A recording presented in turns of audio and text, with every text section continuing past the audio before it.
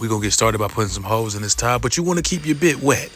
Okay, if you want it to last long, you got to keep it wet. Now, this is the easy part. We throwing 4 lags in there to hold the TV mount. Now, if it'll hold me in my back, I guarantee you to hold the TV. Now, it's supposed to be a conduit in there, but it's not. I'm ready to go home already. Now, we want to drop the wire from here all the way over there. And then he wants to put everything in the closet.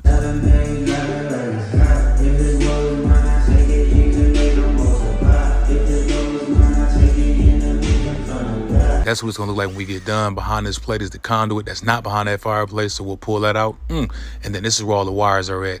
All this and this outlet's gonna get moved to his closet. They wired the sub over here, and of course there's no outlet nearby. We'll get to that later. I'm gonna send this fish tape through the conduit, which is lost inside the fireplace somewhere, but I'm gonna turn it to MacGyver. I got a plan. This Romex right here, I'm gonna bend that. Look at the angles I got for y'all today, and then we're gonna get this conduit pulled out.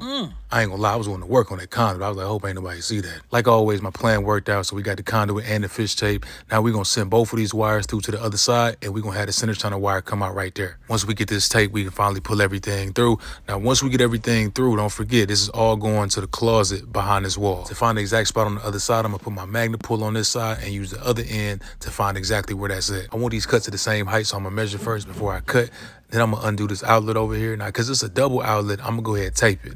I always tape it because I had a cousin that didn't tape it. He ended up getting shocked and now he paralyzed from the ankles down. That first cut is for the outlet. The second cut is where we're gonna bring all the wires through. So I'm gonna reach in there, grab all the speaker wires and bring them through. I'm cutting through here. That's gonna allow me to get power through for the new outlet on the other side. Sub outlet wire right here, and then wire from the existing outlet on this other side. This is the center channel wire right here and the HDMI that we ran through the conduit. So we'll send that through to the new hole, which is I want everything on that right side. I put another hole in that stud because I'm gonna send the Romex from the new sub to the other side, and I'm gonna tie everything in on this outlet right here. The whole idea for this was to minimize cuts and just try to keep everything as neat as possible. Once I get that plate on there, I'm gonna start slicing all the wires, getting our speaker snaps on there. Then we get everything cleaned up on this side and move back to the other side. The blank goes back right here. We got a recess plate over here by the sub, and then we'll put that new outlet in that we ran the wire for, and then we gotta just tie everything in to that existing outlet, which I didn't like how it looked. I was putting the plate on there. I was like, nah, this ain't it. So I redid it and made sure it was looking all right. If I'm being honest, this is the most annoying part of the job, the center channel. Mark the holes first. I'm gonna use the laser, make sure everything's even,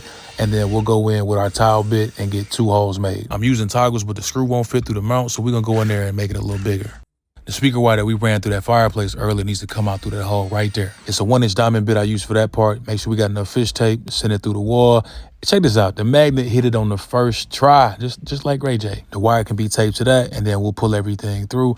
Now, after I get all that done, y'all gonna see me. I'm always preaching about thread your toggles first. I didn't do that. So I had to take everything off, redo it, throw another toggle in there, and then re-put everything up there. But it all worked out. It was all level and stuff like that.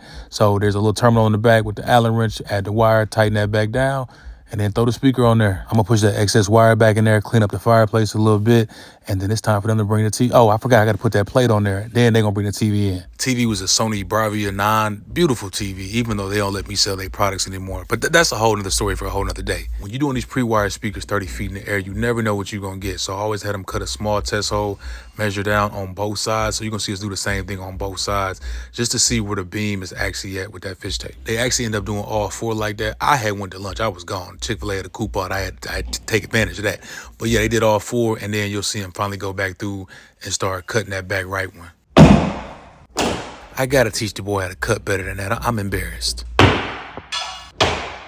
This the front right speaker right here. Yeah, I got to talk to the boy. He cutting up with the knife. Use gravity, man. Cut downward. He's gonna bring the sub in. While he's doing that, I'm in the closet, labeling everything, and then I'm gonna put the speaker snaps on this center channel wire because I ran that last, and then I'm gonna show y'all what it looks like plugging everything to the back of the receiver. So this is the Denon 1800, so we're only using 5 channels. So if he wanted to, he could add a second zone with those last 2. That's the sub wire right there. This is why I put the outlets and those cuts so low, so when you push this back, you wouldn't see any of this. That's it. How it sound? If this world were mine.